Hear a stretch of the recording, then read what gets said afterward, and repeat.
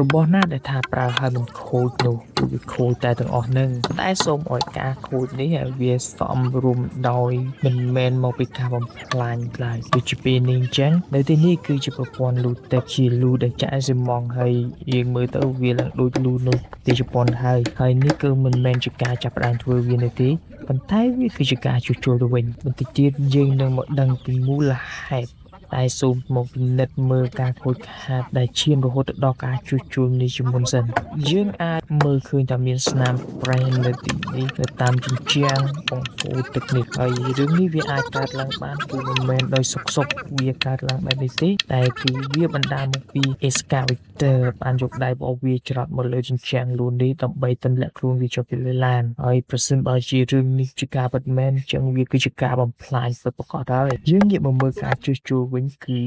មានការលាក់មុខឈើដើម្បីផ្ទុកទៅនឹងមាត់លូទាំងសងខាងការពារកុំឲ្យវាត្រេតរលំចូលគ្នាខូចខាតទាំងស្រុងយើងក៏បានដឹងដែរថាការធ្វើបែបនេះមិនអាចទប់ទល់បានរហូតនោះទេប៉ុន្តែយូរប៉ុណ្ណាគឺយើងយកប៉ុណ្ណឹងសិនហើយតោះឥឡូវយើងឈប់និយាយពី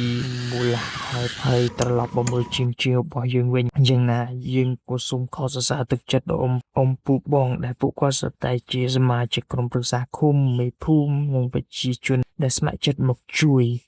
ទាំងកម្លាំងកាយទាំងជំនាញខ្សែភ្លើងទាំងពេលវេលាហើយមកធ្វើនៅទីនេះ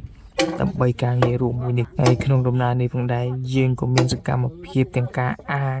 ចាំងដាក់អ្នកដំអ្នកខួងអ្នកឈរមើលអ្នកថតជាដើមហើយពេលខ្លះសេចក្តីសុខរបស់យើងគឺវាកើតមានឡើង